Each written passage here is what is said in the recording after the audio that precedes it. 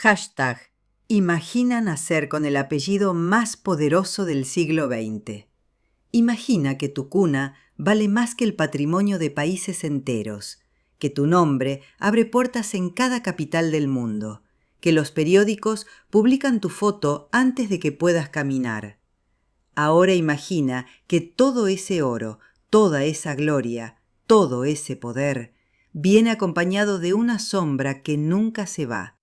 Una sombra hecha de pérdidas, traiciones y una soledad tan profunda que ninguna fortuna puede comprar su remedio.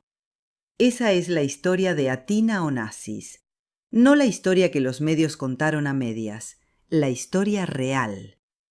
Bienvenidos, nos alegra tenerte aquí con nosotros hoy. Antes de continuar, te pedimos que escribas en los comentarios una sola palabra que describa lo que sientes cuando escuchas el nombre Onassis. Solo una palabra. Eso nos ayuda a entender qué significa este legado para personas de distintos rincones del mundo. Athina Onassis Roussel nació el 29 de enero de 1985 en Neuilly-sur-Seine, una de las zonas más exclusivas de París. Pero su llegada al mundo no fue una celebración sin nubes. Su madre, Cristina Onassis, la única hija sobreviviente del magnate naviero Aristóteles Onassis, llevaba años luchando contra sus propios demonios. El peso emocional de una familia marcada por tragedias sucesivas había dejado en Cristina una herida que ningún psiquiatra, ningún viaje, ni ninguna relación había logrado cerrar del todo. Cristina era, en ese momento, una de las mujeres más ricas del mundo, heredera de una flota naviera que dominaba los mares, propietaria de la isla privada de Escorpios en el mar Jónico, dueña de mansiones en Ginebra, París y Buenos Aires. Su fortuna se calculaba en cientos de millones de dólares. Sin embargo, quienes la conocían de cerca decían lo mismo. Cristina Onassis era profundamente infeliz. Había pasado por 4 matrimonios. Había perdido a su padre, a su hermano Alexandros, a su madre y a su tía en el lapso de pocos años. La familia que una vez pareció invencible se había desmoronado con una velocidad que dejó atónito al mundo entero. El padre de Athina era Thierry Roussel, un apuesto heredero francés de la industria farmacéutica. Cristina se enamoró de él con la intensidad que la caracterizaba en todo lo que hacía. Pero desde el principio, quienes rodeaban a la heredera griega advirtieron que algo no cuadraba. Thierry era encantador, sofisticado y ambicioso. Demasiado ambicioso, dirían algunos años después. Mientras cortejaba a Cristina, mantenía una relación paralela con una modelo sueca llamada Gaby Landach, con quien ya tenía un hijo. Cristina lo sabía, o tal vez prefería no saberlo del todo. El amor, cuando uno ha sido tan golpeado por la vida, a veces se aferra a lo que puede, aunque ese algo tenga fisuras visibles. El matrimonio se celebró en 1984, y en enero del año siguiente, Athina llegó al mundo. Cristina estaba radiante. Por primera vez en mucho tiempo, según contaron personas cercanas a ella, parecía genuinamente feliz.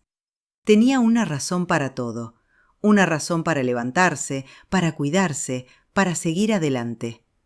Esa razón se llamaba Athina y pesaba al nacer lo que cualquier bebé sano, pero cargaba sobre sus espaldas diminutas el nombre más pesado de la historia naviera del siglo XX. Lo que nadie imaginaba entonces era que esa alegría sería breve, que la maldición de los Onassis, como la llamaría la prensa europea años después, no había terminado con la muerte de Aristóteles, que seguía viva, silenciosa, esperando el momento adecuado para cobrar su siguiente precio, y que esa niña, esa pequeña Athina que dormía en su cuna de París, sin saber nada de flotas navieras, ni de islas privadas, ni de imperios familiares, sería la siguiente en sentir su peso.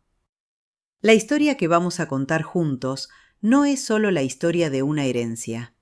Es la historia de lo que ocurre cuando el dinero no puede protegerte de lo único que más duele. Es la historia de una niña que creció rodeada de lujo y vaciada de todo lo que importa. Y es, sobre todo, la historia de alguien que sobrevivió cuando todo indicaba que no debería haberlo hecho. Cristina Onassis vivió los primeros años de la vida de su hija con una intensidad que rozaba la obsesión. Atina era su tesoro, su ancla, la primera persona en toda su vida que la amaba sin condiciones, sin segundas intenciones, sin saber siquiera lo que significaba el apellido que compartían. Cristina la llevaba a todas partes, la fotografiaba constantemente, la mostraba al mundo con una mezcla de orgullo y ternura que sus allegados no le habían visto antes con tanta claridad. Pero el matrimonio con Thierry Roussel se deterioraba en paralelo a esa felicidad materna. Las ausencias de él eran cada vez más frecuentes. Los rumores sobre su relación continua con Gaby Landage llegaban a Cristina desde distintas fuentes, y ella, que había aprendido desde niña a tragarse el dolor en público, comenzó a mostrar señales de agotamiento emocional que preocupaban a quienes la querían. Las pastillas para dormir volvieron a aparecer en su mesita de noche. Los episodios de comer en exceso y luego castigarse por ello regresaron con más fuerza. El ciclo oscuro que había acompañado a Cristina durante años retomó su ritmo. En 1987, Cristina y Thierry se separaron formalmente. El divorcio fue negociado con la frialdad de una transacción comercial, lo cual, en cierta forma, era exactamente lo que era. Thierry Roussel obtuvo una compensación económica considerable. Cristina obtuvo la custodia de Atina. Parecía un acuerdo razonable sobre el papel, pero la realidad que se vivía puertas adentro era mucho más complicada. Cristina comenzó a viajar con Atina de manera casi errática. París, Buenos Aires, Ginebra, Atenas. La niña, que aún no había cumplido 3 años, ya había dormido en más camas distintas que la mayoría de los adultos. Los médicos que seguían de cerca la salud de Cristina expresaban su preocupación en términos cuidadosos pero inequívocos. Ella no estaba bien. Su cuerpo, sometido durante años a tratamientos de adelgazamiento agresivos, a medicamentos mezclados con alcohol y a una tensión emocional constante, daba señales de alarma que ella ignoraba o minimizaba. El 3 de noviembre de 1988, Cristina Onassis amaneció sin vida en la villa que ocupaba en las afueras de Buenos Aires. Tenía 37 años. Atina tenía 3 años y 9 meses. La causa oficial de la muerte fue un edema pulmonar agudo, aunque los rumores sobre otras causas circularon durante años en los círculos que conocían su estilo de vida. Lo que nadie podía discutir era el resultado. La niña más rica del mundo acababa de quedarse sin madre. La noticia recorrió el planeta en cuestión de horas. Los titulares de los periódicos europeos y americanos fueron unánimes en su dramatismo. La dinastía Onassis había perdido a su último miembro adulto. Una fortuna estimada entonces en cerca de $500 millones quedaba en manos de una niña que aún no sabía leer. Y en algún lugar de esa villa argentina, mientras los adultos lloraban o calculaban o telefoneaban a sus abogados, Atina preguntaba por su madre sin entender del todo la respuesta que nadie sabía cómo darle.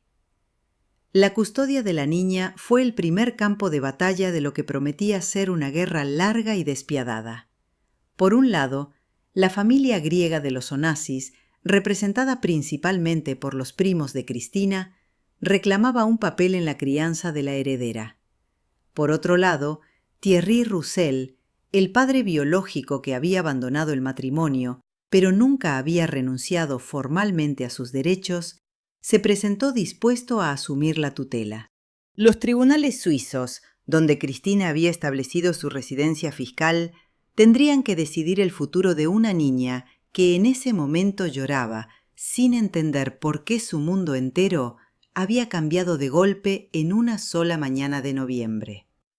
Lo que siguió fue uno de los procesos legales más seguidos por la prensa europea de los años 90. Pero más allá de los juzgados y los comunicados y las declaraciones de los abogados, había algo mucho más simple y mucho más doloroso. Había una niña pequeña que había perdido a la única persona que la amaba de manera incondicional.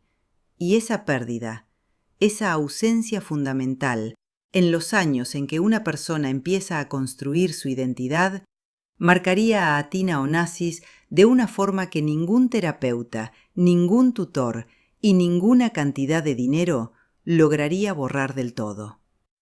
Los tribunales suizos fallaron a favor de Thierry Roussel. Era el padre biológico, tenía recursos económicos propios y presentó ante el juez una imagen de estabilidad familiar que resultó convincente. Athina sería criada bajo su tutela en Ginebra, lejos de Grecia, lejos del mar Egeo, lejos de todo lo que había sido el universo de los Onassis durante décadas. Para la familia griega, la decisión fue un golpe difícil de asumir. Para Thierry, fue el comienzo de una nueva etapa en la que el apellido de su hija valía, en términos prácticos, mucho más que el suyo propio. Hay algo que conviene entender sobre Thierry Roussel para comprender lo que vivió Athina en esos años. No era un hombre desprovisto de encanto ni de inteligencia. Sabía moverse en los círculos de la alta sociedad europea con una soltura que resultaba natural. Pero su relación con el dinero ajeno, y en particular con el dinero de los Onassis, tenía una historia que sus defensores preferían no mencionar demasiado alto. Durante su matrimonio con Cristina, había negociado compensaciones económicas con una precisión que muchos consideraron calculada. Y ahora, como tutor de la heredera más rica de Europa, su posición era delicada pero poderosa. Athina creció en una mansión en las afueras de Ginebra, junto a Thierry, a Gaby Landage, con quien su padre había retomado la relación de manera abierta, y a los hijos que Thierry tenía con ella. Era, en apariencia, una familia reconstituida. En la práctica, Athina ocupaba en esa casa un lugar ambiguo. Era la hija biológica del padre, pero no de la madre. Era la más rica con diferencia, pero esa riqueza no le pertenecía todavía. Era la razón por la que todos vivían con determinada comodidad, aunque nadie lo dijera en voz alta. Las personas que conocieron a Athina durante su infancia describen a una niña seria, observadora y poco dada a las efusiones emocionales. Aprendió desde muy pequeña a no mostrar demasiado lo que sentía. En los entornos privilegiados en los que se movía, la vulnerabilidad era percibida como debilidad, y Athina, quizás por instinto, quizás porque lo había aprendido de manera dolorosa en sus primeros años, había construido alrededor de sí misma una coraza discreta pero efectiva. Thierry la inscribió en colegios privados de élite. Le proporcionó profesores particulares, clases de equitación, viajes a distintos países europeos. Desde fuera, la vida de Athina Onassis parecía la de una princesa de cuento. Pero los cuentos tienen la costumbre de ocultar lo que ocurre detrás de las fachadas, y detrás de esa fachada de privilegio absoluto, Athina crecía sin madre, con un padre emocionalmente distante, rodeada de personas cuya lealtad hacia ella nunca estaba del todo desligada de lo que ella representaba en términos económicos. Los administradores del fideicomiso Onassis, responsables de gestionar la fortuna hasta que Athina cumpliera los 18 años, vigilaban de cerca los gastos de Thierry. Las tensiones entre él y los representantes legales del patrimonio griego eran constantes y se filtraban periódicamente a la prensa.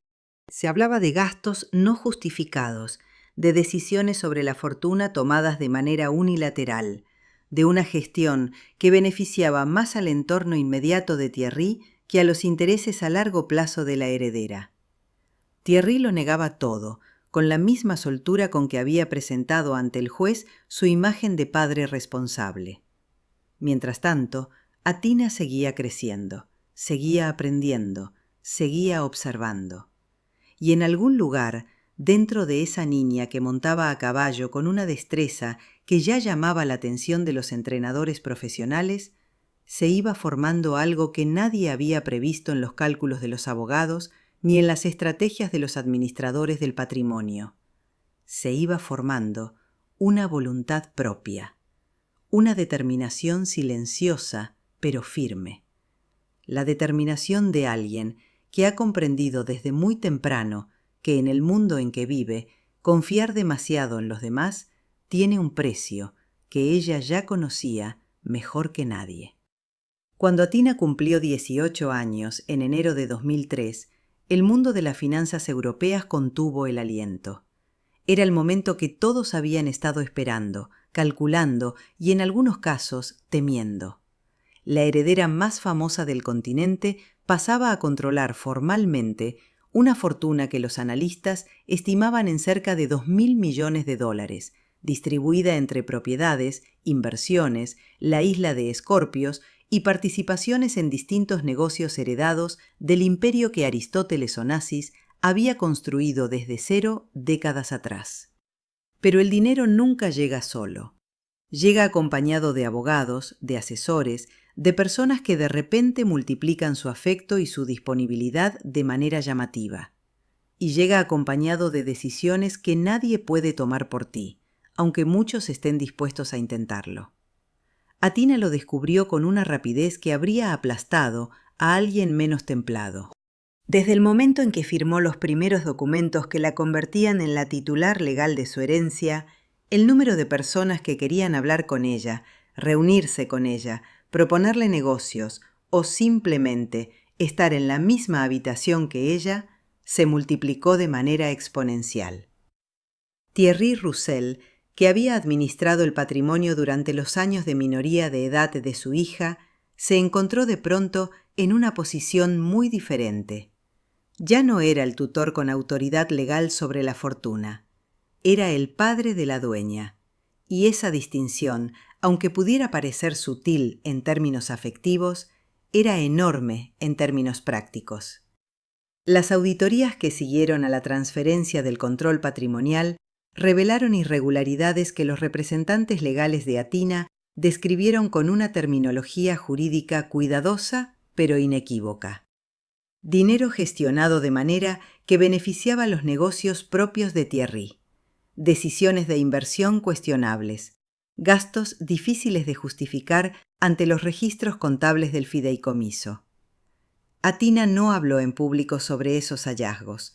Nunca ha sido de las personas que ventilan sus conflictos familiares ante las cámaras, pero quienes la conocían en ese período describen a una joven que procesó esa información con una frialdad que resultaba difícil de conciliar con sus 18 años. Como si en el fondo no le sorprendiera del todo, como si una parte de ella hubiera sabido siempre, con esa intuición que desarrollan los niños que crecen en entornos donde los adultos tienen agendas propias, que la lealtad que la rodeaba tenía un componente financiero que iba mucho más allá del afecto genuino. La relación con su padre se enfrió de manera notable a partir de ese momento. No hubo una ruptura dramática, al menos no en público, pero la distancia se volvió palpable. Thierry Roussel, que había sido durante 15 años la figura paterna central en la vida de Athina, pasó a un segundo plano que con el tiempo se convirtió en un tercero y luego en algo aún más periférico. El hombre que había ganado la custodia ante los tribunales suizos, argumentando su compromiso con el bienestar de su hija, descubrió que ese compromiso tenía un límite muy claro y que ese límite coincidía de manera bastante precisa con el momento en que la fortuna dejó de estar bajo su control. Athina, mientras tanto, tomó una decisión que sorprendió a muchos de los que seguían sus movimientos desde la prensa o desde los despachos de sus asesores. En lugar de instalarse en París o en Ginebra, o en cualquiera de las ciudades donde la élite europea concentra su vida social, eligió Bélgica.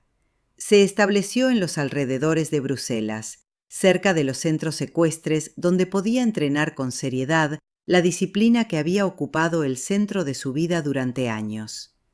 La equitación no era para ella un pasatiempo de clase alta, era algo mucho más cercano a una vocación. En el lomo de un caballo, Athina Onassis era simplemente una amazona, que trabajaba con rigor y que medía su progreso en términos de rendimiento, no de apellido. Esa elección decía mucho sobre quién era en realidad. Podría haber desplegado su fortuna en la dirección más obvia, la de la visibilidad social, los eventos de gala, las portadas de las revistas del corazón europeas.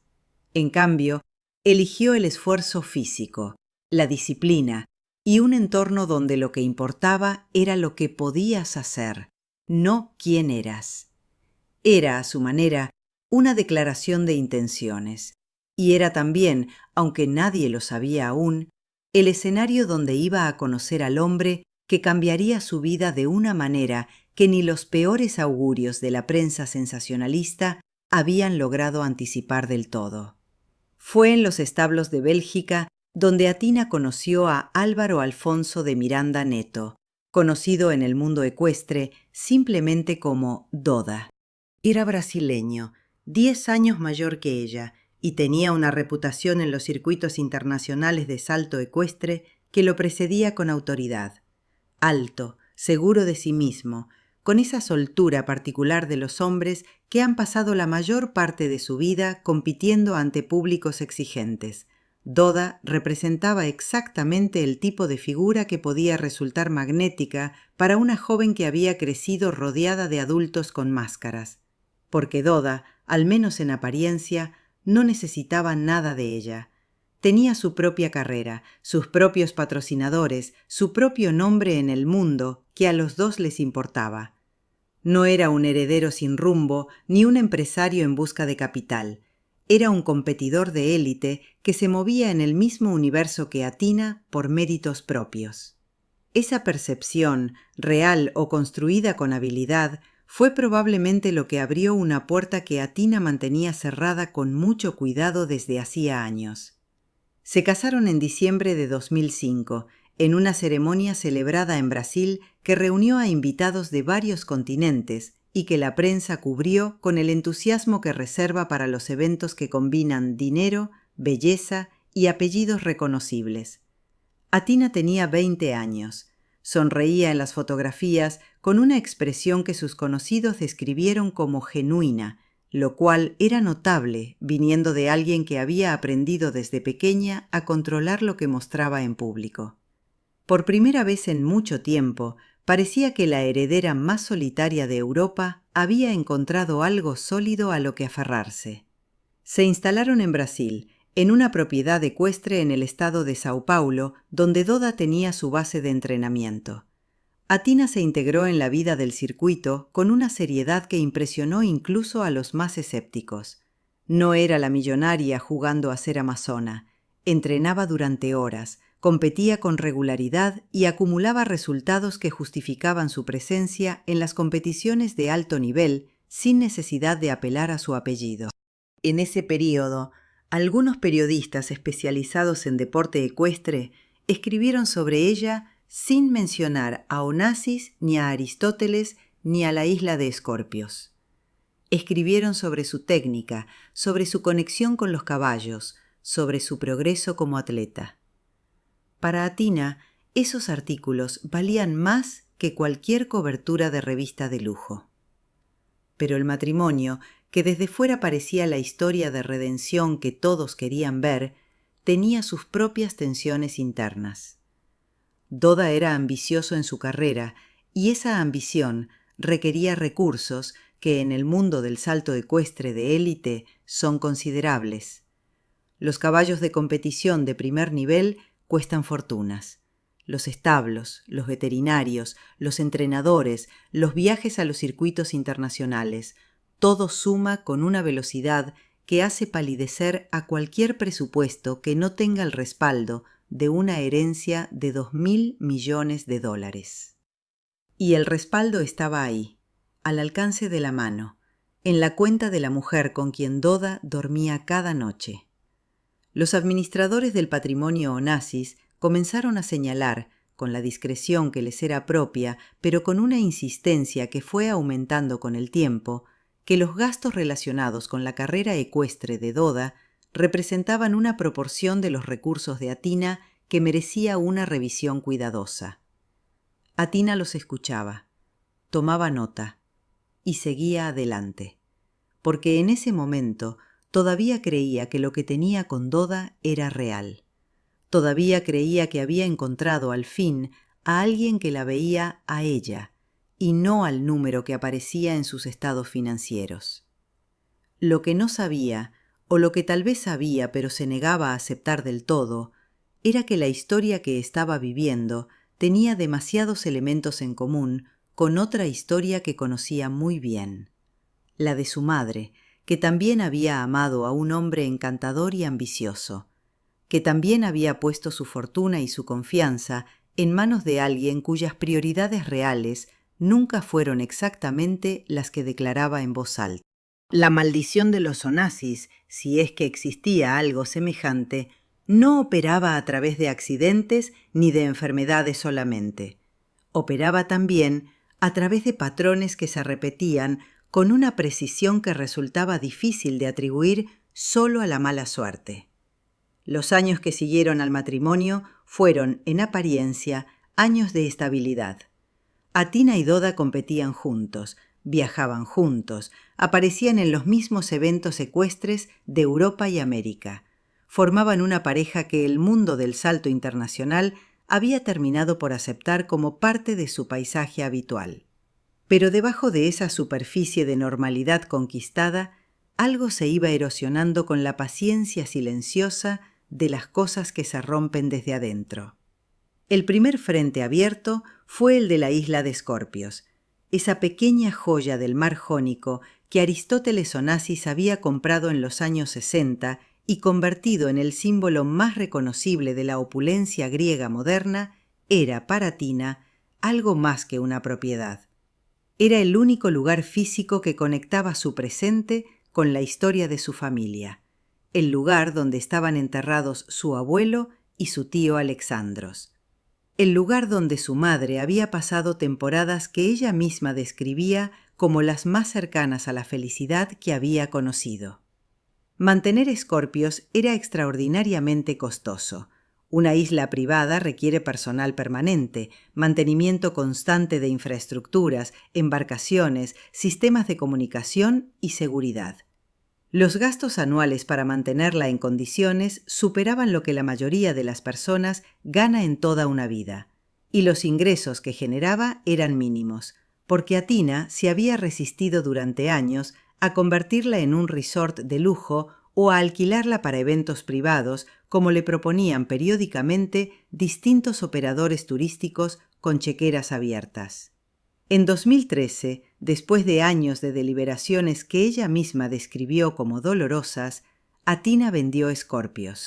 El comprador fue Dmitry Ribolovlev, un oligarca ruso que había hecho su fortuna en la industria de los fertilizantes y que pagó por la isla una cantidad que las fuentes cercanas a la transacción estimaron en cerca de 100 millones de dólares.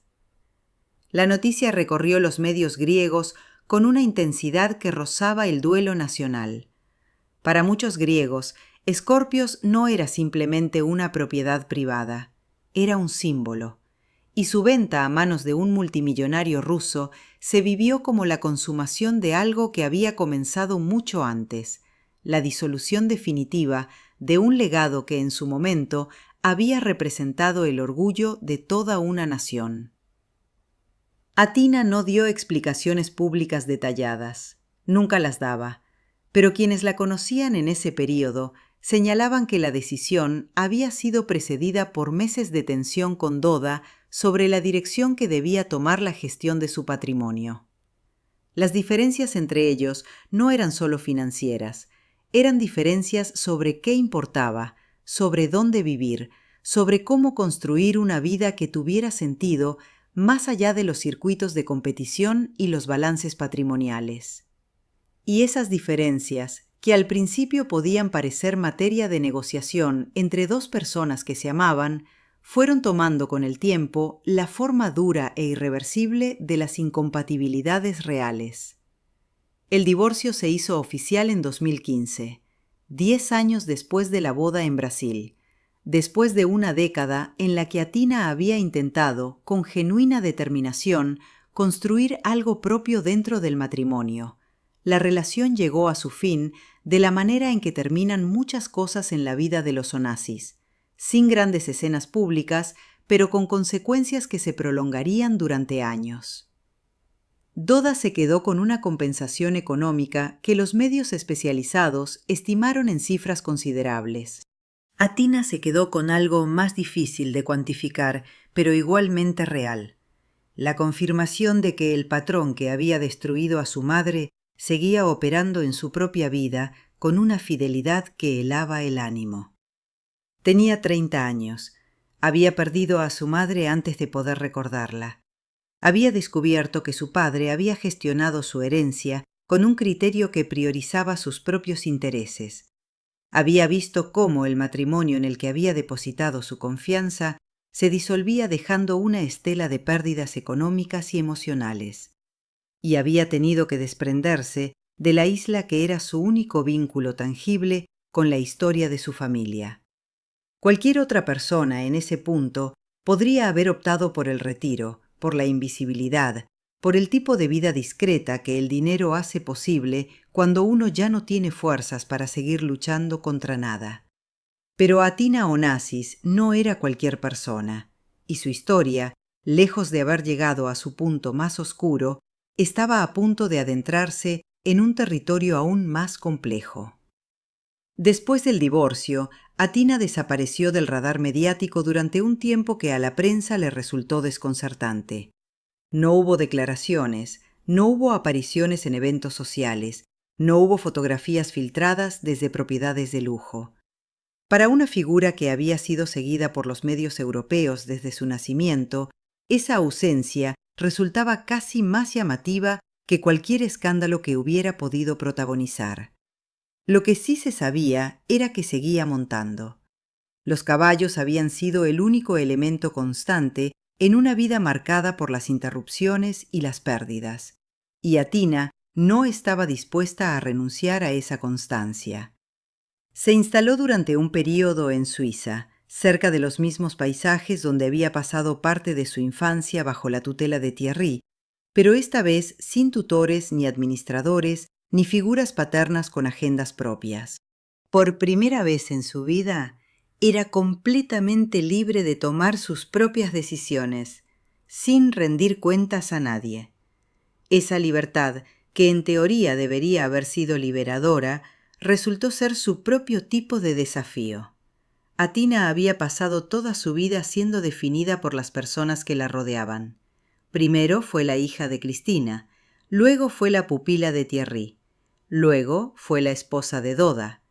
Cada etapa había venido acompañada de una identidad impuesta desde fuera, de un rol que otros habían diseñado y que ella había habitado con mayor o menor comodidad. Construir una identidad propia, desde cero, sin el andamiaje de ninguna relación que la sostuviera o la definiera, era una tarea que exigía un tipo de valentía diferente al que se necesita para saltar obstáculos en una pista de competición. Comenzó a alejarse progresivamente del circuito ecuestre internacional de élite, no de manera dramática, sino con la gradualidad de alguien que va cambiando el foco de atención sin necesidad de anunciarlo. Los eventos donde había competido durante años siguieron su calendario sin ella. Sus conocidos del mundo ecuestre la echaban en falta, pero entendían, o al menos así lo expresaban en las pocas entrevistas donde alguien les preguntaba por ella, que Athina necesitaba tiempo y espacio para procesar todo lo que había acumulado en la primera mitad de su vida. Durante ese período tomó decisiones patrimoniales que revelaban una madurez financiera que sus críticos no siempre le habían reconocido. Reestructuró las inversiones heredadas con el asesoramiento de equipos que ella misma seleccionó, rompiendo con algunos de los administradores que habían gestionado el patrimonio Onassis durante décadas y que representaban, a sus ojos, la continuidad de un sistema que había demostrado no tener siempre sus intereses como prioridad principal. Fue un proceso lento y complejo, lleno de disputas legales menores y negociaciones que raramente llegaban a los titulares, pero que consumían tiempo y energía en cantidades considerables. La Fundación Onassis, el organismo cultural y filantrópico que Aristóteles había establecido y que su abuelo había convertido en una de las instituciones culturales griegas más reconocidas internacionalmente, representaba un capítulo aparte en su relación con el legado familiar. La fundación operaba con una autonomía considerable respecto a Atina, gestionada por un consejo que interpretaba su misión de manera independiente. La relación entre la heredera y la institución que llevaba su apellido era, en el mejor de los casos, distante, y en los peores momentos, abiertamente tensa. Había algo profundamente irónico en esa situación. El nombre Onassis financiaba becas, exposiciones, producciones teatrales y proyectos culturales en varios continentes. Era un nombre asociado al mecenazgo, a la cultura, al impulso de ideas y talentos. Y la persona que llevaba ese nombre en su documento de identidad vivía en una especie de exilio voluntario, desconectada de las instituciones que usaban su apellido como bandera, buscando en la soledad y en el silencio algo que todos los recursos del legado Onassis no habían conseguido darle nunca del todo: una vida que fuera genuinamente suya. Fue en ese período de reconstrucción silenciosa cuando Atina comenzó a aparecer ocasionalmente en los medios griegos bajo una luz diferente, no como la heredera trágica, ni como la amazona millonaria, ni como la protagonista de disputas patrimoniales, sino como alguien que, a pesar de todo, seguía aquí, que había sobrevivido a pérdidas que habrían hundido a muchos, y que, con la discreción que siempre la había caracterizado, estaba intentando construir algo que ninguno de sus antepasados había logrado del todo: una vida ordinaria dentro de una existencia extraordinaria. Para entender lo que Atina cargaba en esos años de reconstrucción silenciosa, hay que retroceder un momento y mirar el cuadro completo de la familia Onassis con la distancia que da el tiempo. Porque lo que le ocurrió a ella no fue una serie de coincidencias desafortunadas ni el resultado exclusivo de decisiones propias. Fue la culminación de un patrón que venía desarrollándose desde mucho antes de su nacimiento, un patrón que los periodistas griegos llevaban décadas llamando con distintos nombres y que la historia terminaría resumiendo con una sola palabra: tragedia. Aristóteles Onassis había construido su imperio desde la nada, con una energía y una determinación que rozaban lo sobrehumano. Nacido en Esmirna en 1896, había escapado de la destrucción de su ciudad natal en 1922 con poco más que la ropa que llevaba puesta y una voluntad de hierro que ninguna catástrofe parecía capaz de doblar del todo. Había llegado a Argentina siendo prácticamente un adolescente sin recursos y había construido desde allí una de las mayores fortunas privadas del siglo XX. Pero ese ascenso extraordinario había tenido un costo igual de extraordinario en términos humanos. Su hijo Alexandros, el heredero varón en quien Aristóteles había depositado sus esperanzas de continuidad dinástica, murió en enero de 1973, a consecuencia de las heridas sufridas en un accidente de aviación. Tenía 24 años. Aristóteles nunca se recuperó de esa pérdida. Quienes lo conocieron en los años que siguieron describen a un hombre que seguía funcionando, que seguía negociando y tomando decisiones, pero que había perdido algo esencial: el fuego interior que lo había impulsado durante décadas. Murió en marzo de 1975 en una clínica de París, con Cristina a su lado y con la sensación, según los testimonios de quienes estuvieron presentes, de un hombre que había decidido en algún momento no seguir luchando. Cristina heredó todo, y con todo heredó también el peso de ser la última Onassis de su generación, la responsable de mantener vivo un legado que su padre había construido a un costo humano que ella conocía mejor que nadie. Intentó estar a la altura de esa responsabilidad de todas las maneras que supo. Se casó 4 veces buscando la estabilidad que nunca encontraba. Gestionó el patrimonio con una competencia que sus asesores reconocían, aunque no siempre la respetaran del todo. Y tuvo a Atina, su única hija, a quien amó con una intensidad que era también, en parte, desesperación. Cuando Cristina murió a los 37 años, la maldición, si es que ese término tiene algún sentido más allá de la metáfora, encontró su siguiente destinataria. Una niña de casi 4 años que había heredado el nombre, la fortuna y el peso de una historia que ni siquiera había comenzado a entender.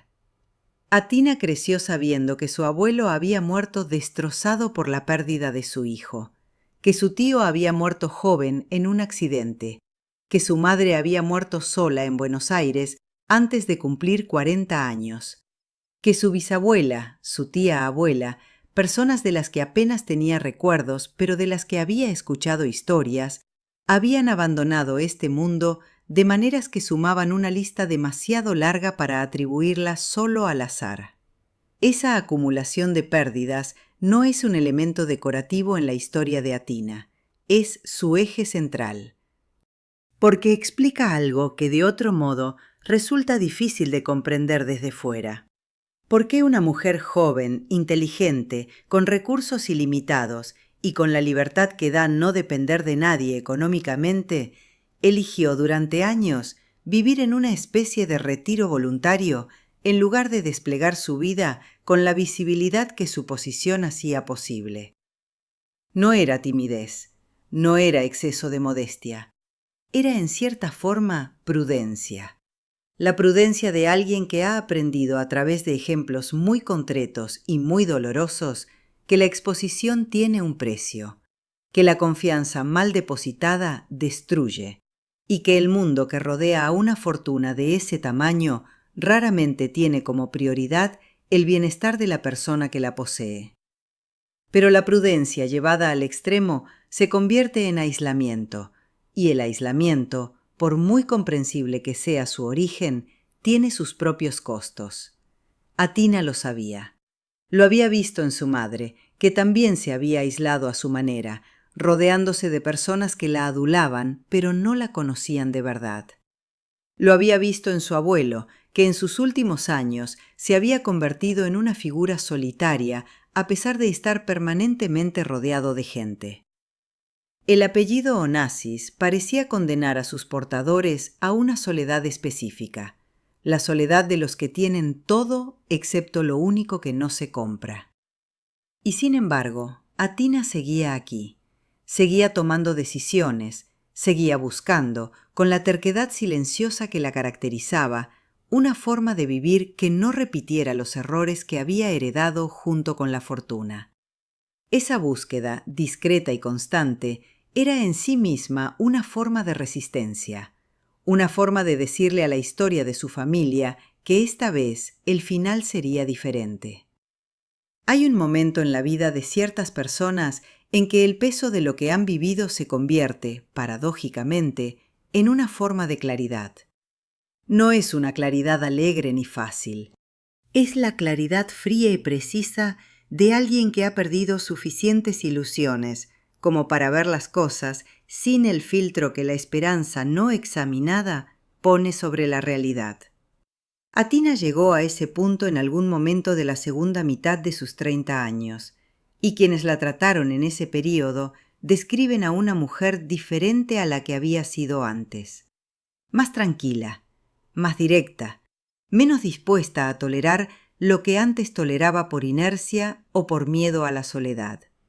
comenzó a aparecer de manera más regular en Grecia, no con la pompa que su apellido podría haber justificado, sino de manera discreta, casi anónima. Visitaba Atenas sin comunicados de prensa ni séquitos de asesores. Paseaba por barrios que no eran los que frecuentaba la élite helénica. Hablaba griego, el idioma de su abuelo, con una fluidez que había cultivado con esfuerzo a lo largo de los años, porque sentía que era parte de algo que le pertenecía y que nadie había podido quitarle. El idioma era suyo, la historia era suya, y estaba decidida a reclamarlas de una manera que no requiriera tribunales, ni abogados, ni comunicados de prensa. Su relación con Grecia había sido siempre complicada. El país la reclamaba como propia con una intensidad que a veces rozaba la posesividad, como si Atina fuera un patrimonio nacional, además de una persona. Los medios griegos alternaban entre la adoración y la crítica, con una velocidad que dependía menos de lo que ella hacía y más de lo que el público griego necesitaba proyectar en ella en cada momento. Cuando vendió Escorpios, fue una traidora. Cuando aparecía en actos relacionados con la cultura griega, era la guardiana del legado. Esa ambivalencia, que habría resultado agotadora para cualquiera, Atina la había aprendido a ignorar con una ecuanimidad que solo se logra después de haber sido herido suficientes veces. Lo que sí cambió de manera visible en esa etapa fue su relación con la filantropía. Sin hacer grandes anuncios, comenzó a involucrarse en causas relacionadas con el bienestar animal, especialmente con programas de protección y rescate de caballos. Era un territorio que conocía desde adentro y en el que podía aportar no solo dinero, sino conocimiento real. También apoyó iniciativas relacionadas con la salud mental de jóvenes en situaciones de vulnerabilidad, una causa que quienes la conocían bien entendían que no era casual. Atina sabía desde la propia experiencia lo que significa crecer sin los apoyos emocionales que todo ser humano necesita, y esa experiencia se traducía en un compromiso que tenía raíces más profundas que la filantropía de imagen. Pero la pregunta que todos los que seguían su historia se hacían en voz baja era la misma que ella misma debía hacerse en los momentos de mayor honestidad consigo misma. Después de todo lo vivido, después de las pérdidas y las traiciones, y los procesos legales, y los matrimonios fallidos, y las islas vendidas, y los padres que resultaron ser algo diferente a lo que parecían, ¿qué quedaba? ¿Qué era Atina Onassis, más allá del apellido y la fortuna, y la historia familiar que la prensa nunca terminaba de contar del todo bien? La respuesta, si es que existía una sola respuesta, estaba probablemente en las cosas pequeñas, en las mañanas de entrenamiento donde el único juez era el cronómetro y la respuesta del caballo bajo su cuerpo, en las conversaciones con las pocas personas a las que había decidido dejar entrar de verdad, personas que no aparecían en las páginas de sociedad ni en los organigramas de los grandes patrimonios europeos, en la capacidad de estar sola sin que esa soledad fuera lo mismo que el abandono que había conocido de niña. Atina había tardado décadas en aprender la diferencia entre esas dos cosas, pero la había aprendido. Y en ese aprendizaje, en esa distancia recorrida entre la niña de 3 años que preguntaba por su madre en una villa de Buenos Aires y la mujer que había decidido construir su propia versión de una vida digna, había algo que ninguna maldición familiar, por persistente que fuera, había conseguido destruir del todo. Había una voluntad, una continuidad, una negativa silenciosa pero absolutamente firme a dejarse definir por las pérdidas, aunque las pérdidas fueran reales y enormes y permanentes. Eso, en la historia de los Onassis, era en sí mismo algo extraordinario. Hay apellidos que pesan más que las personas que los llevan, apellidos que acumulan tantas historias, tantas expectativas y tantas proyecciones ajenas que la persona real queda sepultada debajo de todo eso, visible solo en los momentos en que hace algo que confirma o contradice el relato que el mundo ha construido sobre ella. Onassis es uno de esos apellidos, y Athina ha vivido toda su existencia en esa tensión entre lo que el nombre exige y lo que una persona de carne y hueso puede dar. Cuando se mira su historia desde el principio hasta el presente, lo que resulta más llamativo no es la fortuna, ni los escándalos, ni las pérdidas, aunque todo eso está ahí con una intensidad que justifica cualquier documental, cualquier libro, cualquier conversación larga de medianoche. Lo más llamativo es la supervivencia. El hecho de que Athina Onassis, sometida desde su primer día de vida a presiones que habrían quebrado a la mayoría, siga aquí. Siga siendo reconociblemente ella misma. Siga eligiendo, en la medida en que sus circunstancias lo permiten, qué hacer con el tiempo que le toca vivir. Su abuelo Aristóteles construyó un imperio y lo vio desmoronarse en vida con la muerte de su hijo. Su madre Cristina heredó ese imperio y no encontró en él el refugio que buscaba. Athina heredó lo que quedaba, no solo el dinero, sino la historia entera, con toda su grandeza y toda su sombra, y ha tenido que decidir qué hacer con esa herencia en una época en que las fortunas de ese tamaño ya no garantizan la invisibilidad que a veces se necesita para vivir con tranquilidad. Las últimas noticias sobre ella la muestran alejada del foco mediático, pero no desaparecida. Sigue vinculada al mundo ecuestre, aunque con una intensidad diferente a la de sus años de competición activa. Sigue gestionando su patrimonio con la intervención de asesores que ella misma controla con una atención que sus críticos de los primeros años no le habrían atribuido. Y sigue, según quienes la conocen, siendo una persona que genera en quienes se acercan a ella la misma sensación que describían los que la rodeaban en su infancia. La sensación de estar ante alguien que escucha más de lo que habla, que observa más de lo que muestra, y que guarda dentro algo que los demás solo alcanzan a intuir.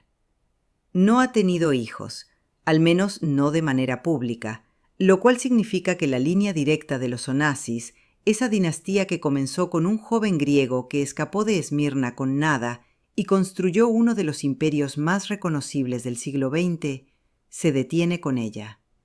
Athina es, en el sentido más literal del término, la última portadora del apellido en su rama directa, la última persona que tiene en su memoria, aunque sean memorias de segunda mano y de fotografías y de historias contadas por otros, el eco de lo que fue aquella familia en su momento de mayor esplendor.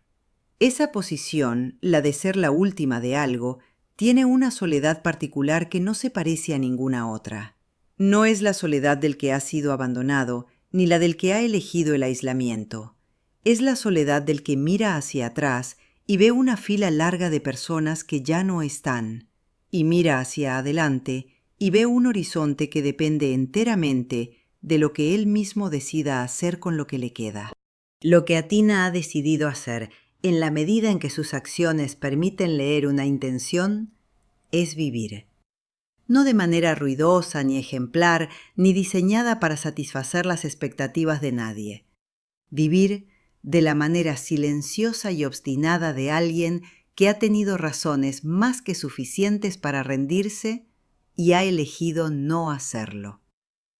Esa elección, repetida día tras día, sin que nadie la aplauda ni la registre en los titulares, es probablemente la cosa más extraordinaria que ha hecho en toda su vida. La maldición de los Onassis, si es que alguna vez existió como algo más que una metáfora conveniente para explicar demasiadas tragedias acumuladas en demasiado poco tiempo, encontró en Athina a alguien que se negó a cumplir el destino que le habían escrito. No de manera heroica ni teatral, de la única manera en que las cosas realmente importantes se hacen, en silencio, con constancia y sin pedir permiso a nadie. Esa es la historia de la última heredera, una historia que todavía no ha terminado y cuyo próximo capítulo, a diferencia de todos los anteriores, depende únicamente de ella.